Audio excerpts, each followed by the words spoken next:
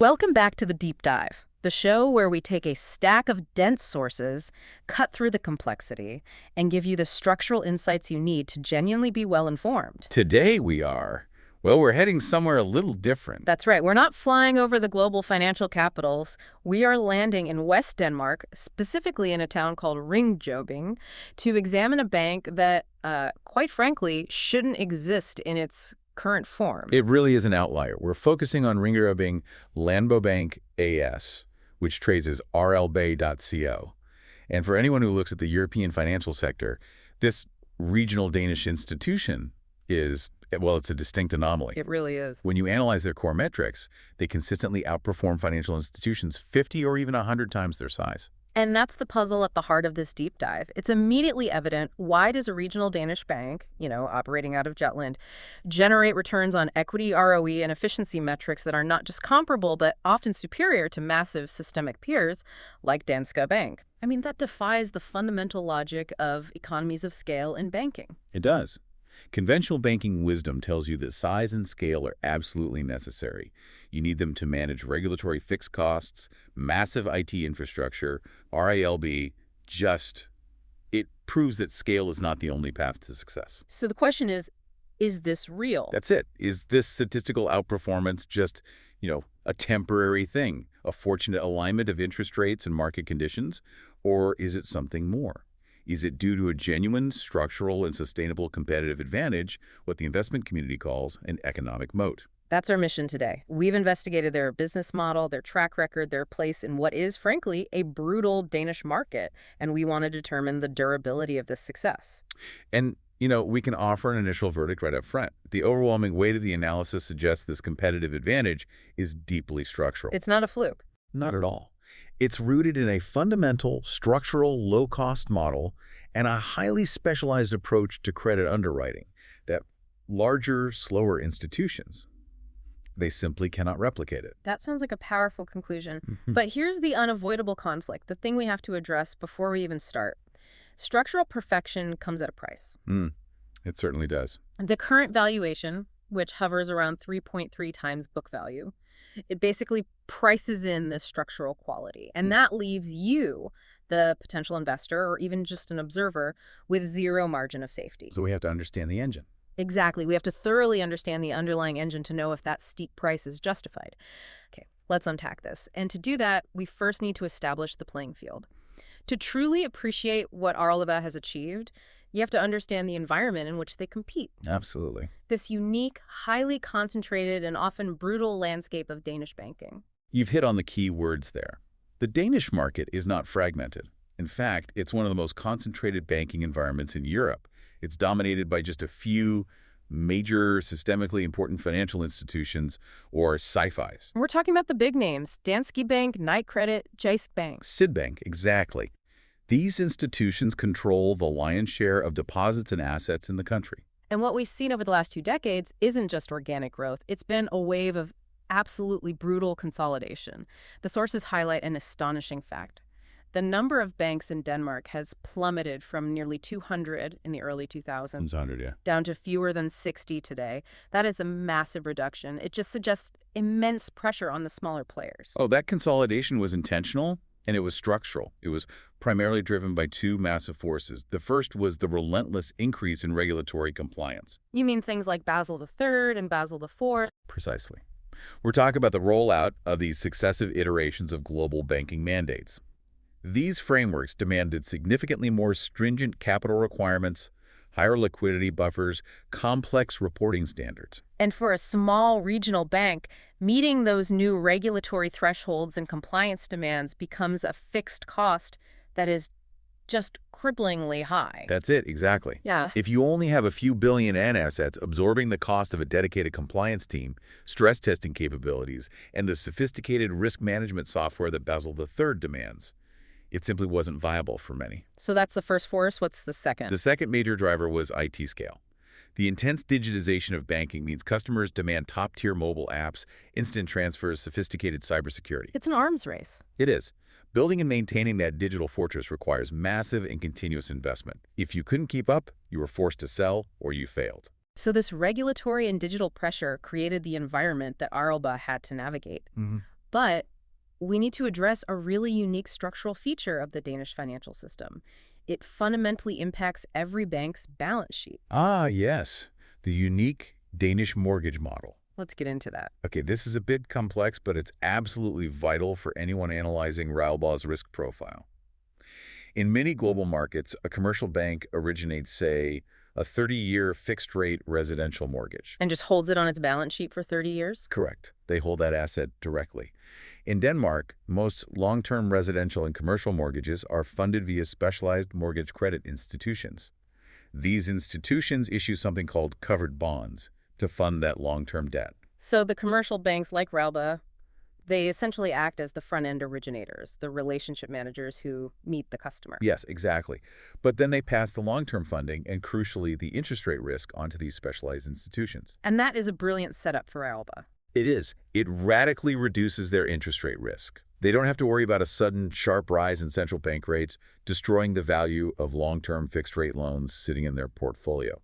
Their balance sheet is significantly shielded from that kind of rate volatility. What's the trade-off, though? The trade-off is that a large portion of their income related to mortgages comes from volume-driven commissions for originating those covered bonds. Not from collecting interest on the long-term assets themselves. They still retain the credit exposure for corporate lending and their own specialized niche portfolios, which, as we'll see, is where they earn their alpha. So if the commercial banks are shielded from rates risk but still exposed to credit risk, it puts the premium entirely on superior underwriting. Which is exactly where Railbagh shines. Okay, so let's look at the high barriers to entry that protect them in this highly concentrated market. High barriers are the definition of an economic moat, and there are several layers protecting Danish incumbents. We've already mentioned the regulatory complexity. The stringent AML directives and capital requirements create that high fixed cost floor that new entrants must immediately meet. It's extremely prohibitive. And the IT infrastructure costs are typically the second fatal blow for any smaller bank trying to survive independently. But this is where Alba reveals one of its core structural advantages, a strategic decision that allows them to play with the big boys without incurring the same costs. That advantage is their membership in bank data. And this isn't just a standard IT provider. It's a shared IT consortium.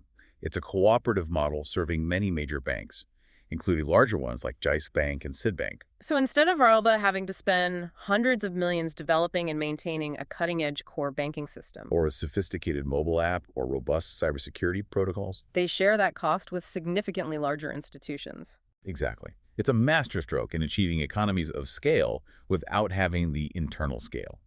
It means RLB gets top-tier, industrial-strength digital infrastructure, compliance systems, and back-office processing power. But they only pay a prorated fraction of the total development and maintenance cost? And the sources confirm this is a crucial factor in their efficiency. If you look at specific functions like regulatory reporting or developing a new API for digital services, ILB benefits from the pooled expertise and budget of the entire consortium.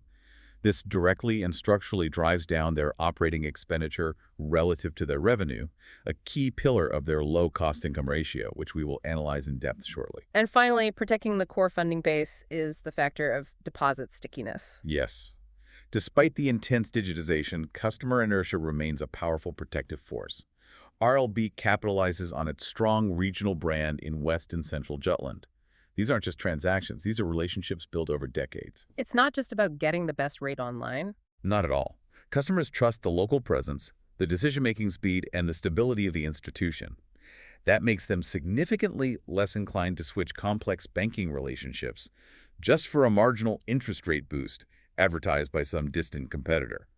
This stickiness guarantees a stable, low-cost funding base, which is the necessary bedrock for their entire operation. So we've established this highly concentrated, regulated, and digitally demanding environment. Now we move to the core secret of Arlbo's success, their brilliant, bifurcated business strategy. The analysis calls it the hybrid model. And that's a good name for it. They are essentially running two highly distinct businesses, two cylinders, that share a common, low-cost operational infrastructure. And that integration is what creates the structural moat. It is. Cylinder 1 provides the stability and the funding. Cylinder 2 provides the high margin growth and the alpha. If they tried to operate only Cylinder 1, they would just be an average, low-growth regional bank. And if they only had cylinder 2? They wouldn't have the low-cost deposit funding base to support it. The synergy is everything. Okay, let's look at cylinder 1, the stable foundation. This is their traditional regional retail banking arm. Right. This division focuses entirely on being the dominant, full-service market leader in its geographic home turf, West, Central, and North Jutland. And that merger in 2018 with Nordjysk Bank was instrumental here. It significantly consolidated their physical and brand presence across the region. So its strategic function is clear. Crystal clear. To gather stable, high-quality, low-cost deposit funding. Okay, but wait. If they're operating in a market with immense competitive pressure, how do they keep those customers? Are they offering the lowest mortgage rates or the cheapest checking accounts? That's a critical point, and the sources are very clear on this. They do not compete on being the cheapest generic service provider. So they're not the Walmart of banking. No. If you want the lowest transactional price, you go to a major CFI. RLB competes on service, on confidence, relationship depth, and local decision-making speed.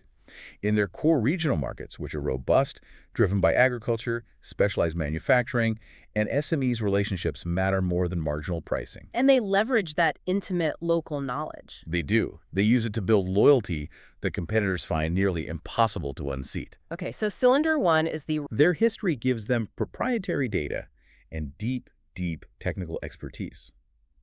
When Aruba assesses a loan for a new wind or solar project, they don't rely solely on external consultants.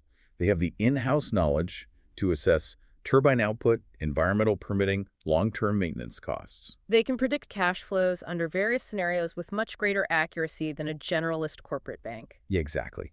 And that proprietary knowledge is so important because it allows them to price the risk far more accurately.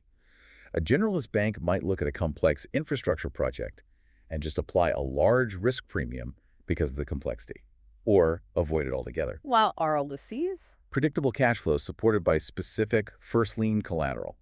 The turbines, the land, the power contracts. This superior risk assessment lets them structure more favorable terms, ensuring higher margins or lower loan loss ratios because they fundamentally understand the collateral better than the competition. So this specialized technical lending ability means they are accessing high-quality, high-yield assets that are just, they're opaque to or avoided by their larger rivals. Precisely. Now, moving to niche 2, private banking. This segment targets affluent individuals across all in Denmark. This is what moves the bank from a regional player to a national specialist in wealth management and sophisticated lending. And their growth strategy here is a masterclass in capital-light expansion.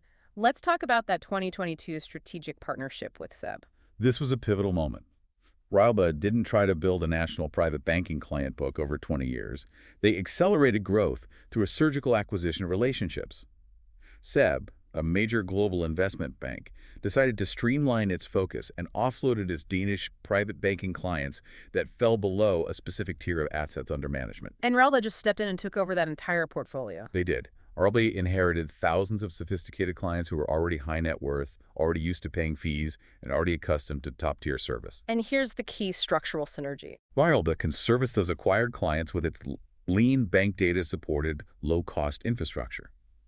An institution like SEB, though, with its global overhead, operates at a significantly higher cost-income ratio. Rauba can immediately service the same client with a far greater margin. This move instantaneously increased their profitability in the sophisticated client segment without demanding massive initial capital outlay or internal brand building. Just brilliant. And finally, niche 3, medical and dental practices. Now, this sounds mundane, but it's an exceptionally high-quality niche. It's the definition of a banker's dream portfolio. Yeah. Rauba has a dedicated financing team specializing in practice acquisitions by medical professionals, doctors, dentists, specialists.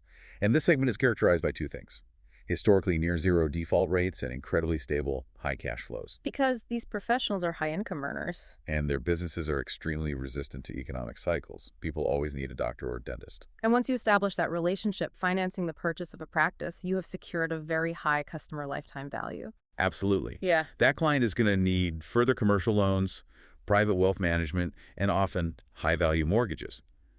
This niche not only provides superior credit quality on the initial loan, but also acts as a sophisticated customer acquisition engine for their other profitable services. Okay, now let's tie these two cylinders together, because this synergy is the core driver of the incredible efficiency we teased earlier.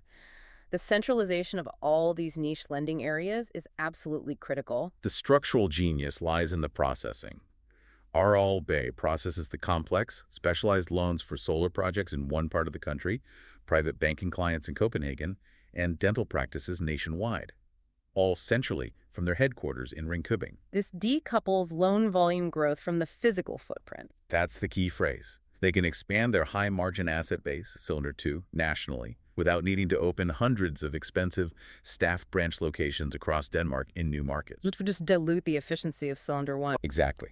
It's the ultimate expression of leveraging a centralized, low-cost administrative spine powered by bank data to support a decentralized high-alpha asset strategy.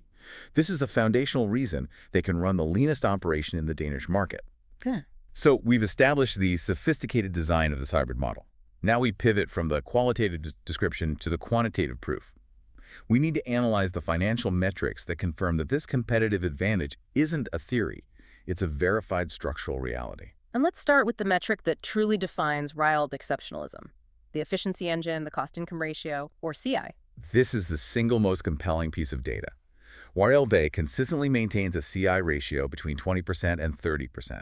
In 2024, it was reported at an astonishingly low 25.7%. Let's just put that in context. That means for every 100 DKK in revenue the bank generates, it spends just over 25 on operating costs like salaries, rent, and IT. It's incredible. I think we need to pause there because that number feels almost impossibly low for a full-service commercial bank. What do the numbers look like for their primary systemic rivals? The peer gap is immense. It's physical evidence of the structural moat. Most large Danish and European banks operate with CI ratios in the 45% to 55% range. Check double. Almost double. Danske Bank, a well-run systemic bank, is typically around 45.6%. Jyske Bank is around 47%.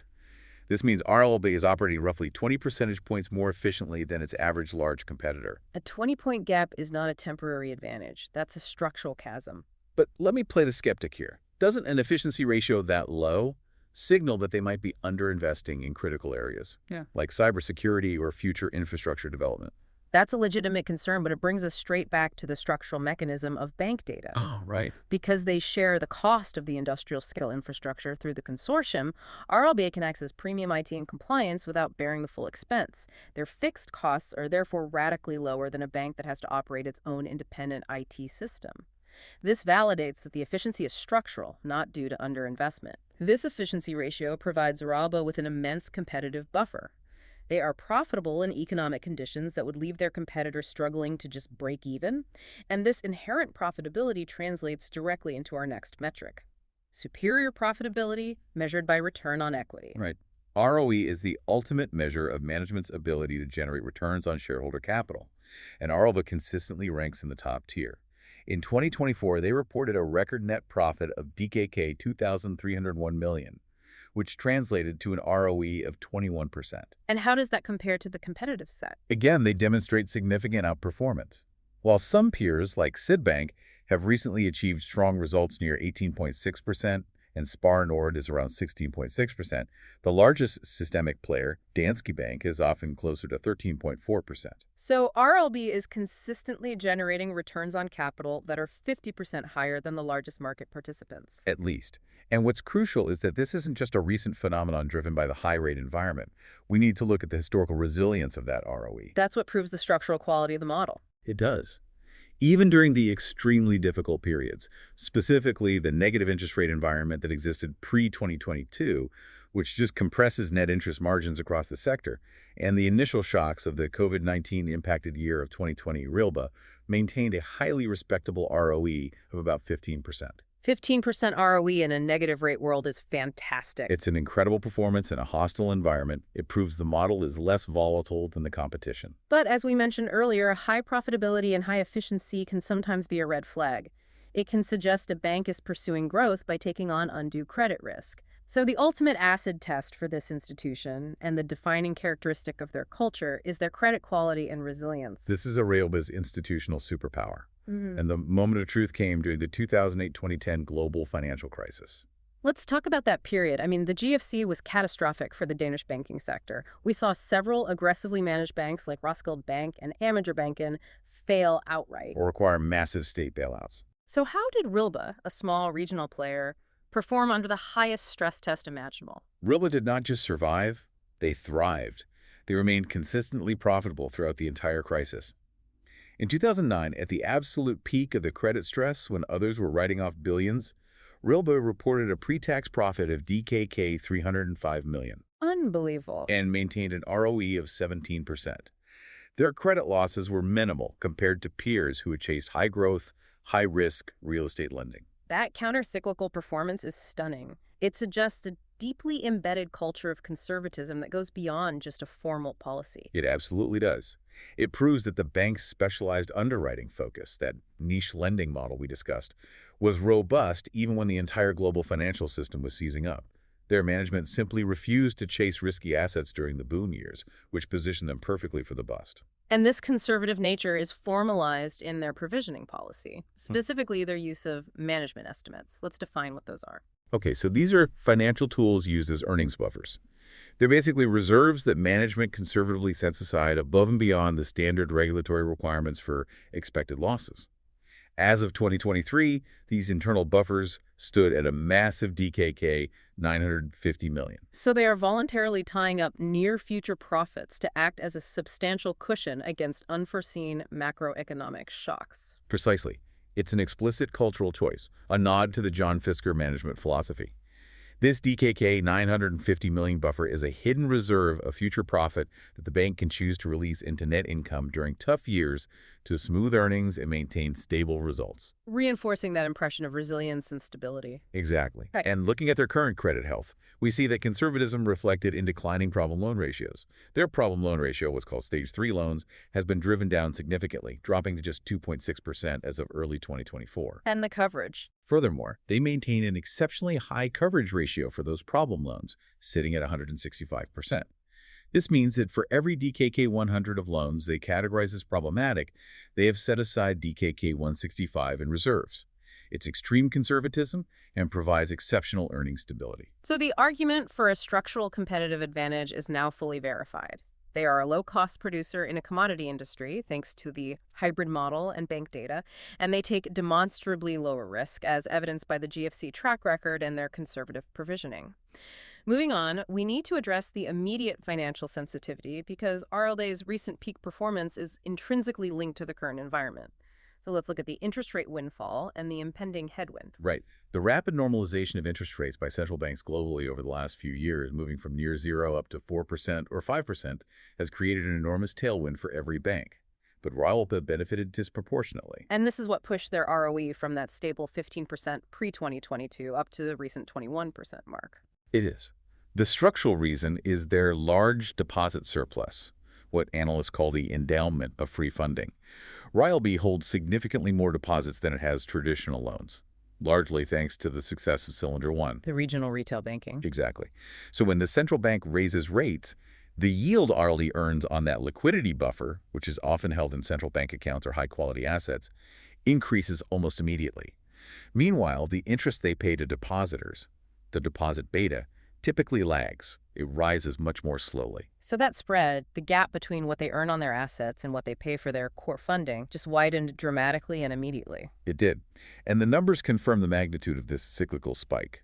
Their net interest income, or NII, the core revenue engine for any bank, increased by a staggering 56% in 2023 alone. 56%. That's an unsustainable cyclical jump tied directly to the rate normalization cycle. Absolutely. And as you suggest, what goes up must come down. This is a double-edged sword.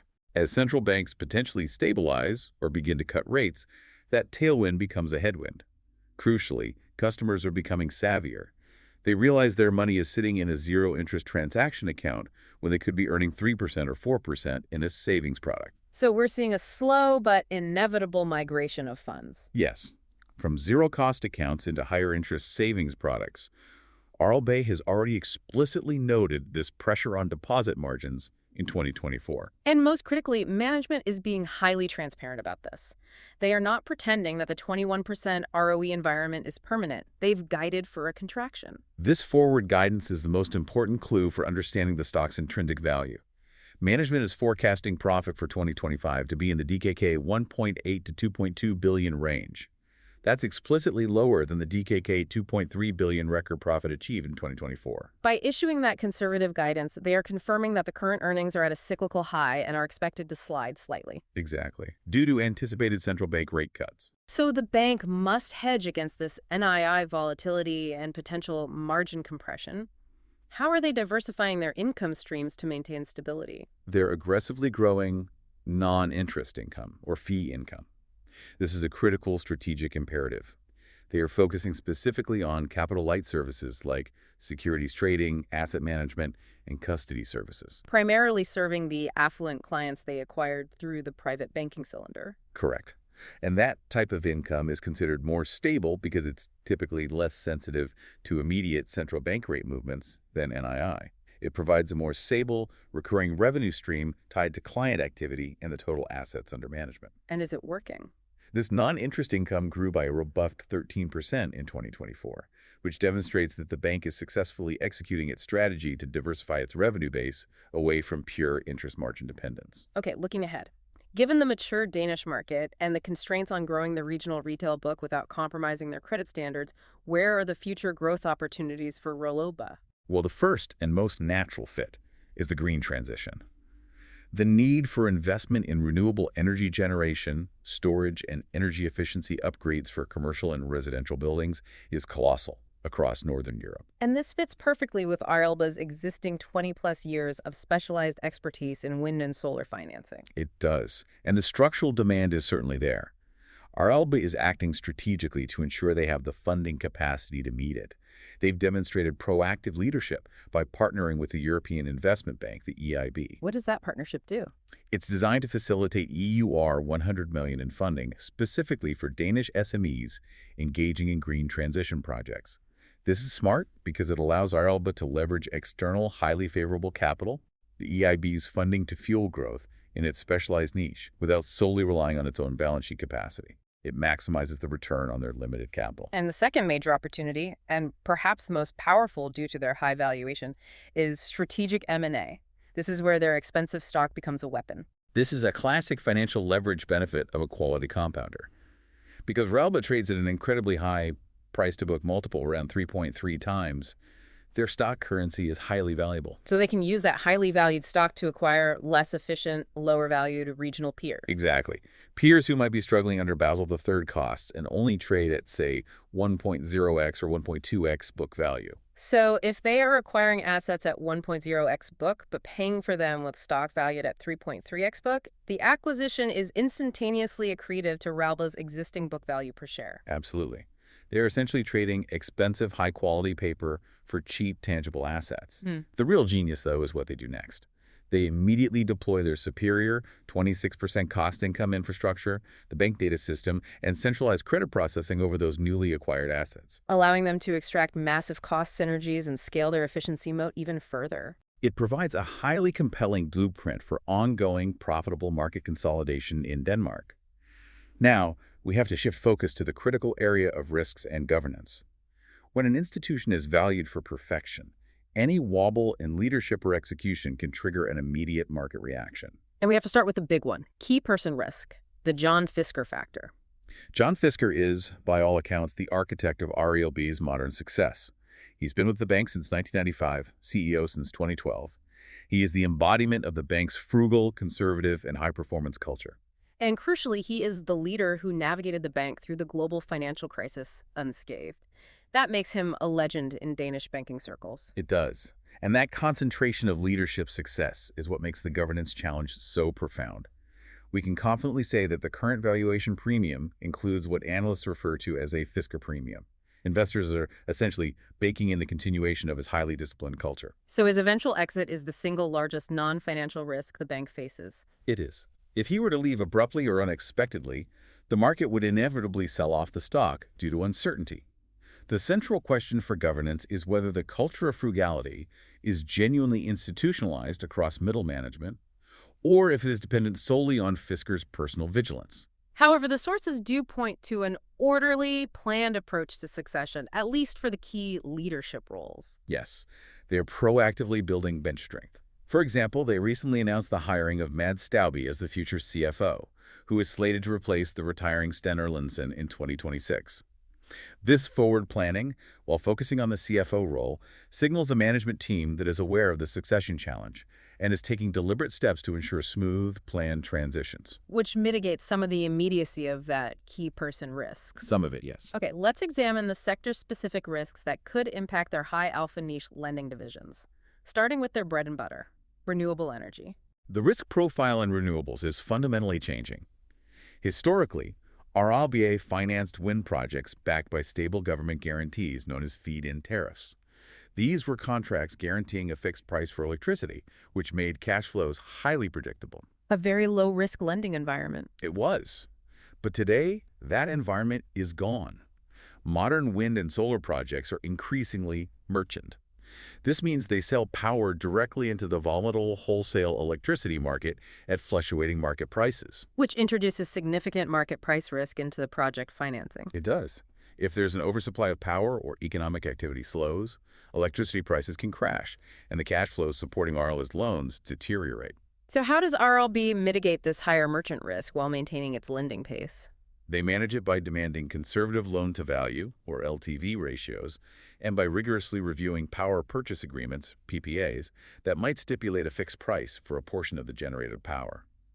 They are conservative, but the core risk profile of the entire sector is structurally higher than it was during the subsidy era.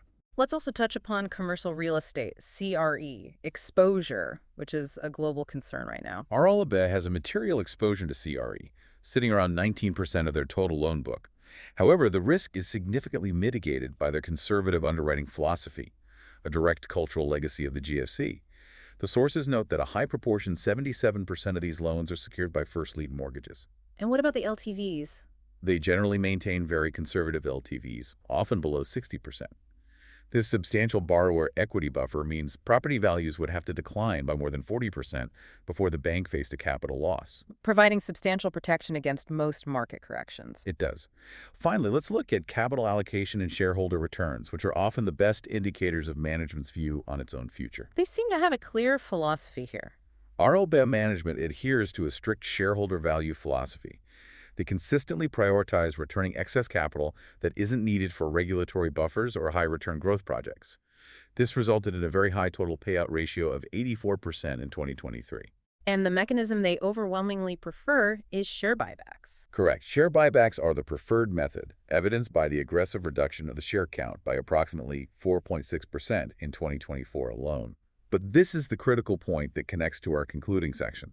This buyback policy introduces a fascinating mathematical challenge given the stock's valuation. If RILBA is trading at 3.3 times book value, and management is aggressively using capital to buy back stock at that inflated level, what does that signal to the market? Well, mathematically, buying back shares at 3.3x book value is less accretive to the remaining shareholders' book value per share than buying them back at, say, 1.0x. So the fact that management is consistently willing to deploy significant capital into buybacks at this extreme premium, it signals their strong conviction that the intrinsic value of the bank is substantially higher than even the market's high price. It's the ultimate expression of internal confidence. It is. And we can't talk about capital allocation without confirming the success of their 2018 Nordjysk Bank merger, which really showcased their operational capacity. That integration was a success story. It wasn't just an asset grab. No, it was a perfect fit for deploying the low-cost model.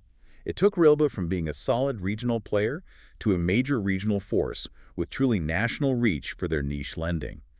The integration was executed flawlessly, extracting massive cost synergies and validating management's superior operational and cultural capacity. This brings us to the final central conflict of this deep dive, the valuation paradox, paying for perfection. We have established, beyond a reasonable doubt, that Rilbo is a wide-moat, structurally superior business, one of the best-run banks in Northern Europe. But that quality comes with an undeniable, enormous premium in the stock price. Let's just reiterate the numbers to underscore the difference. RLB trades at a price-to-book ratio, PB, of approximately 3.3x and a price-to-earnings ratio, PE, around 16.5x. Now, contrast that with the sector average. Most large Danish peers trade between 1.0x and 1.4x PB. Their PE ratios are typically in the 7x to 8x range. The market is effectively assigning a 200% premium to RLB compared to the rest of the Danish banking sector. So why does the market justify paying 3 times the book value for this bank? Well, it's justified because of the sustained superior profitability.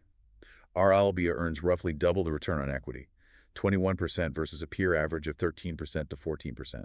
And it does so with dramatically lower volatility and that verified GFC-era resilience. So a company that compounds capital twice as fast and more safely warrants a significantly higher multiple. Of course, the premium reflects the superior durability and compounding rate of the business model. But the risk, as always, lies not in the business quality, but in the entry price. When you pay a PV of 3.3x, you are buying a stock that is definitively priced for perfection. Exactly. This means there is zero margin of safety for macroeconomic headwinds, for operational missteps, or, most critically, for the expected reversion of interest rate earnings we just discussed. You're relying entirely on the maintenance of peak profitability. Let's walk through the specific scenario that creates this valuation risk, the multiple compression scenario. Okay. As we noted, RLB's management is guiding for lower net interest income in 2025 due to expected rate cuts.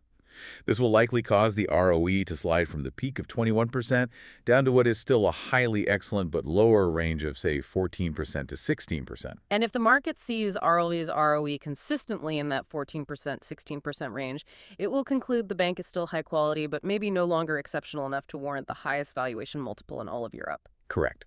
The market might decide that an ROE of 15% justifies a PB multiple of, perhaps, 1.8x to 2.0x rather than 3.3x. And while the underlying business is still fundamentally strong, still highly profitable, still safe, this multiple compression from 3.3x down to 1.8x or 2.0x could easily imply a potential 30% to 40% capital loss for investors who bought at the cyclical peak premium. It's a critical distinction for you, our listener. The risk isn't business failure. The risk is valuation disappointment. The quality is safe, but the price you pay determines your return. Therefore, the final investment verdict is, well, it's nuanced.